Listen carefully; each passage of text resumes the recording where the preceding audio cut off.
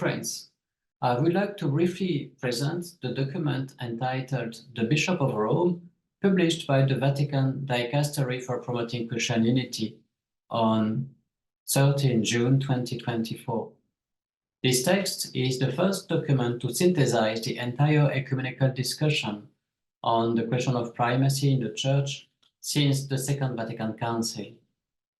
The document's genesis can be traced back to Pope John Paul II's invitation addressed to all Christians in his encyclical Autunum Sint to identify the forms through which the ministry of the Bishop of Rome could, accomplish a service of love recognized by all concerned.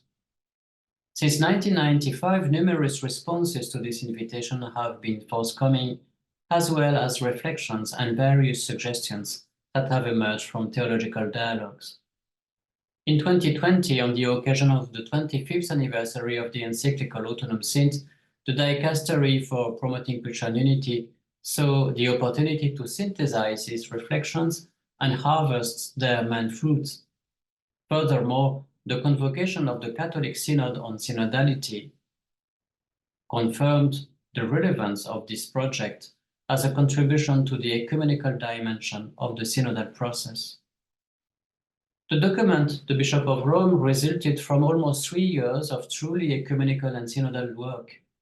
This process involved not only the staff, but also the members and consultors of the Dicastery, Catholic, Orthodox, and Protestant experts in collaboration with the Institute for Ecumenical Studies of the Angelicum in Rome. The status of this text is that of a study document, which does not claim to exhaust the subject nor to summarize the Catholic magisterium on the topic. Its aim is to offer an objective synthesis of the recent developments in ecumenical discussion on the question of primacy. It is divided into 4 parts. It begins with a schematic presentation of the responses to Autunum Sint and of the theological dialogues devoted to the question of primacy. In the second part, it identifies the main theological questions traditionally challenging papal primacy, as well as developments in contemporary ecumenical reflection. In its third part, it takes up some of the perspectives proposed for a ministry of unity in a reunited Church. And finally, it mentions the main practical suggestions and requests addressed to the Catholic Church. In addition to the synthesis, the document concludes with a brief proposal from the Plenary Assembly of the Dicastery entitled Towards an Exercise of Primacy in the 21st Century, which identifies the most significant suggestions put forward by the various dialogues for a renewed exercise of the Bishop of Rome's Ministry of Unity. The initial section of the document provides an overview of ecumenical reflections on primacy. The invitation set forth in Autunum Sint has elicited approximately 30 official responses.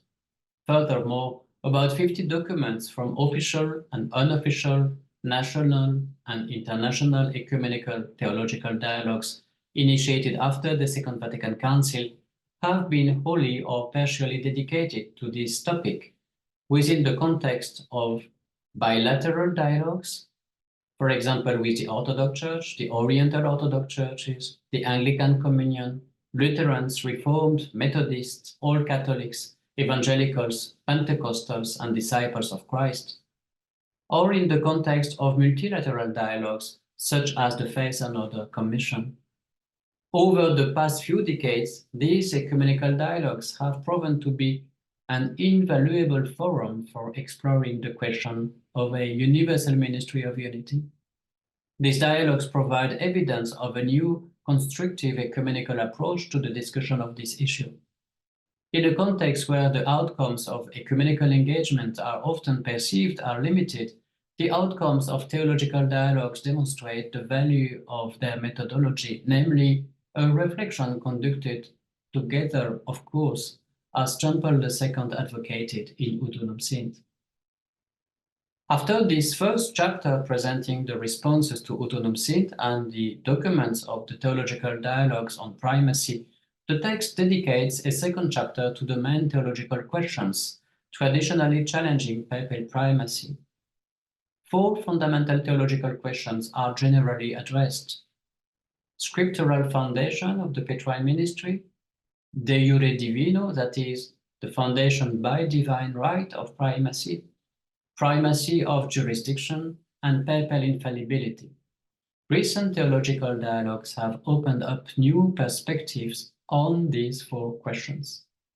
Firstly, the theological dialogues have enabled a new reading of the so-called Petrine texts of the New Testament, texts relating to the Apostle Peter, the interpretation of which has long been a major stumbling block among Christians. While Catholics have traditionally based the papal ministry on these texts, Orthodox and Protestants have challenged this Catholic interpretation. However, on the basis of contemporary exegesis and patristic research, new perspectives have been opened up, calling into question certain traditional confessional interpretations. Both Catholic theologians and their dialogue partners have been invited to avoid anachronistic projections of later doctrinal developments and to reconsider Peter's role among the apostles. A variety of images, interpretations, and models in the New Testament were rediscovered, while biblical notions such as episcope, the ministry of vigilance, diaconia, service, and the concept of Petrine function helped to develop a fuller understanding of Petrine texts. A second controversial issue is the Catholic understanding of the primacy of the Bishop of Rome as being established by divine right, de jure divino, whereas most other Christians understand primacy as being instituted simply by human right, de jure humano. Hermeneutical clarifications have made it possible to put this traditional dichotomy into new perspective. Replacing the distinction between de jure divino and de jure humano, the dialogues have instead emphasized the distinction between the theological essence and the historical contingency of primacy, as John Paul II did in Unum Sint by distinguishing the form of exercise of primacy from the essence of its mission. On this basis, the theological dialogues call for greater attention to the historical context that has conditioned the exercise of the primacy. The dogmatic definitions of the First Vatican Council constitute a major obstacle for other Christians. So many ecumenical dialogues have made promising progress in undertaking a rereading or re-reception of this council, opening up new avenues for a more precise understanding of its teaching. This hermeneutical approach has made it possible to interpret the dogmatic declarations of Vatican I in the light of their historical context, of their intention, and of their reception. This methodology applies first to the dogma of universal jurisdiction. As a matter of fact, several theological dialogues have been able to clarify this dogmatic definition. By studying the history of the Constitution Pastor Eternus, and above all the proceedings and the context of the First Vatican Council, which conditioned the choice of the terms used, such as ordinary, direct, immediate, the dialogues have been able to better define the scope and limits of the dogma of universal jurisdiction. For example, the unofficial Fafa Sabina dialogue group with Catholics and Lutherans was able to declare that I could, having examined what was in fact voted on at the Council, it became obvious that Vatican I did not make the Pope an absolute monarch of the Church, end of quote. Similarly, certain dialogues have been able to clarify the formulation of the dogma of infallibility, and even to agree on certain aspects of its purpose, by recognizing the need in certain circumstances for a personal exercise of the teaching of ministry. In the words of the Catholic Anglican International Commission, the ARCIC, I quote, "Although responsibility for preserving the Church from fundamental error belongs to the whole Church, it may be exercised on its behalf by a universal primate," end of quote. Despite these clarifications, the dialogue still expressed concerns about the relationship of infallibility to the primacy of the gospel, the defectibility of the whole church, the exercise of episcopal collegiality, and the need for reception. For example, speaking of Vatican I, the International Orthodox Catholic Dialogue notes in its latest document, adopted in Alexandria in 2023, that, I quote, "Such an ecclesiology of Vatican I is for the Orthodox a serious departure from the canonical tradition of the Fathers and the ecumenical councils, because it obscures the Catholicity of each local church," end of quote. These new approaches to the fundamental theological questions raised by the primacy at the universal level have opened up new perspectives for the ministry of unity in a reconciled church. This is the subject of the third part of the document, entitled Perspectives for a Ministry of Unity in a Reconciled Church. This part first notes that many dialogues and theological responses to Unum Sint recognize the need for a primacy at the universal level on the basis of three main arguments. First, some dialogues referring to the apostolic tradition maintain that from the very beginning of the Church, Christianity was established on major apostolic sees, occupying a specific order, the See of Rome being the first. Other dialogues based on ecclesiological considerations have argued that primacy and synodality are mutually interdependent at every level of the church life, local, regional, and universal. A final argument of a more pragmatic nature is based on the contemporary context of globalization and missionary requirements. Secondly, this part reflects on the criteria of the first millennium. Theological dialogues, particularly with the Orthodox churches, recognize that the principles and models of communion honored during the first millennium remain paradigmatic. Certain criteria of the first millennium have been identified by them as reference points and sources of inspiration for an acceptable exercise of a ministry of unity at the universal level, such as the informal and not primarily jurisdictional character of the expressions of communion between churches, or the primacy of honor of the Bishop of Rome in the first millennium, the interdependence between the primatial and synodal dimension of the Church, exemplified by Apostolic Canon 34, the right of appeal as an expression of communion, for example, as defined by the canons of Sardica in 343, and the paradigmatic character of ecumenical councils and the diversity of ecclesial models. Although the first millennium is decisive, many dialogues recognize that it should not be idealized or simply recreated, since the developments of the second millennium cannot be ignored, and also because the primacy at the universal level must respond to contemporary challenges. The dialogues, therefore, identify certain principles for the exercise of primacy in the 21st century. A third general agreement concerns the mutual interdependence of primacy and synodality at every level of the Church, and the consequent need for a synodal exercise of primacy, also at the universal level. Another agreement concerns the articulation between all, some, and one, three complementary dimensions of the Church at each ecclesial level: the communitarian dimension, based on the sensus fidei of all baptized, the collegial dimension, expressed in particular in episcopal collegiality, and the personal dimension, expressed in the primatial office. Ecumenical reflection has also contributed to the recognition that the Petrine function must be understood in the context of a wider ecclesiological perspective. In examining primacy, many theological dialogues have noted that these three dimensions, communitarian, collegial, and personal, are operational at each of the three levels of the Church: local, regional, and universal. In this respect, the relationship between the local church and the universal church, which has important consequences for the exercise of primacy, is a crucial issue.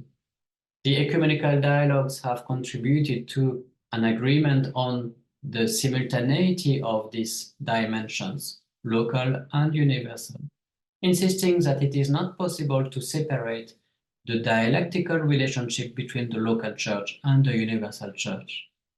Another important consideration related to the different levels of the church is the ecclesiological significance of the regional or supralocal dimension of the church. The importance of the regional level is particularly emphasized in dialogues with the Orthodox and Oriental Orthodox churches, which note the need for a balance between primacy and primacies.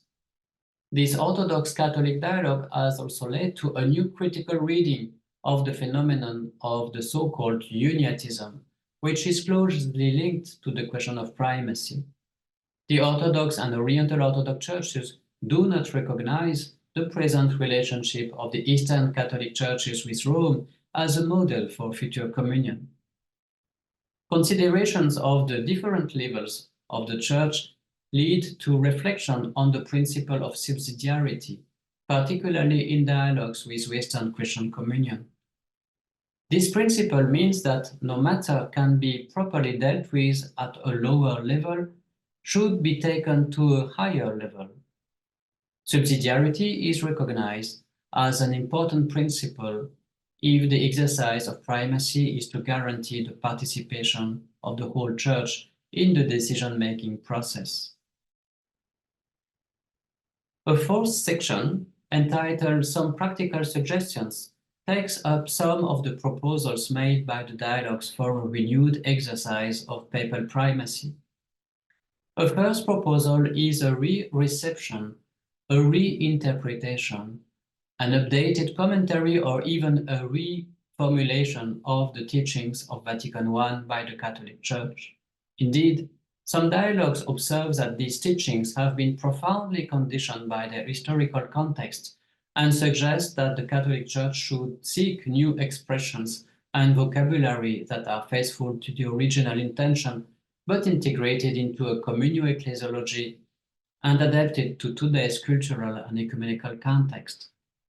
A second suggestion made by some ecumenical dialogues is a clearer distinction between the different responsibilities of the Bishop of Rome, in particular between his patriarchal ministry in the Church of the West and his primatial ministry of unity in the communion of the churches.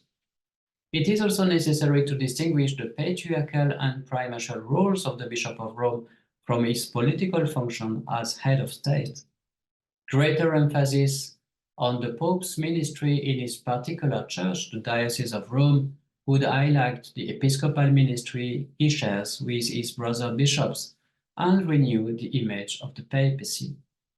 A third recommendation made by the theological dialogues concerned the development of synodality within the Catholic Church, emphasizing the reciprocal relationship between the synodal organization of the Catholic Church ad intra and the credibility of its ecumenical commitment ad extra.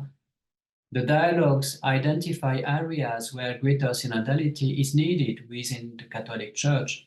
In particular, they suggest further reflection on the authority of national and regional Catholic bishops' conferences, their relationship with the Synod of Bishops, and with the Roman Curia. A final proposal is the promotion of a conciliar fellowship through regular meetings between church leaders at world level in order to make visible and deepen the communion they already share. In the same spirit, many dialogues have proposed various initiatives to promote synodality between the churches, particularly at the level of bishops and primates, through regular consultations, joint actions, and witness. On the basis of this study document, of this synthesis, a proposal entitled Towards an Exercise of Primacy in the 21st Century was approved by the Plenary Assembly of the Dicastery for Promoting Christian Unity. This proposal contains two main parts. The first suggests future steps for theological dialogues, and the second offers some principles and suggestions for a renewed exercise of the ministry of unity of the Bishop of Rome. With regard to theological dialogues, after noting their contribution to reflection on primacy, the proposal of the Dicastery suggests a number of steps. First, it calls for a dialogue of dialogues. A better connection is needed between dialogues, local and international, official and unofficial, bilateral and multilateral, and in particular between Eastern and Western dialogues, so that they may be mutually enriching.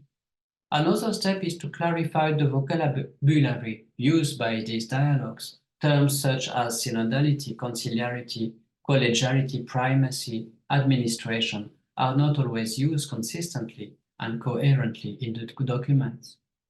The proposal then suggests promoting the reception of the results of these dialogues, not only through discussions between experts, but by involving the whole church, lay faithful, theologians, and pastors, with the participation of theological faculties and local ecumenical commissions.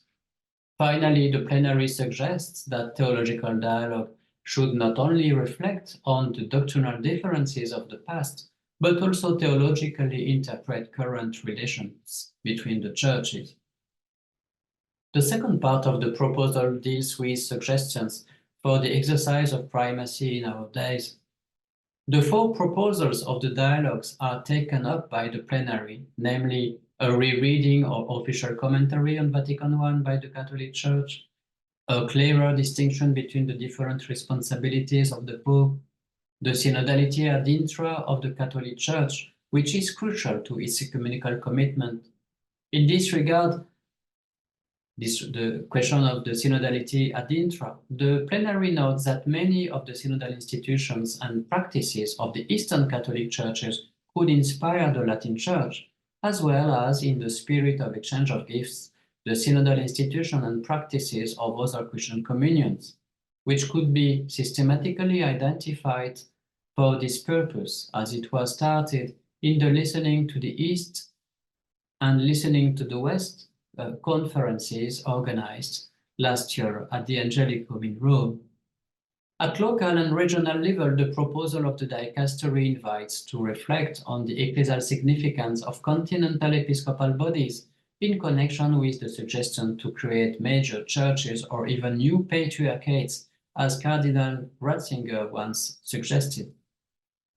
At the universal level, the proposal invites to reflect on the significance of the Council of Cardinals and on the possibility of a permanent synod to assist the Pope in the central and daily government of the Church.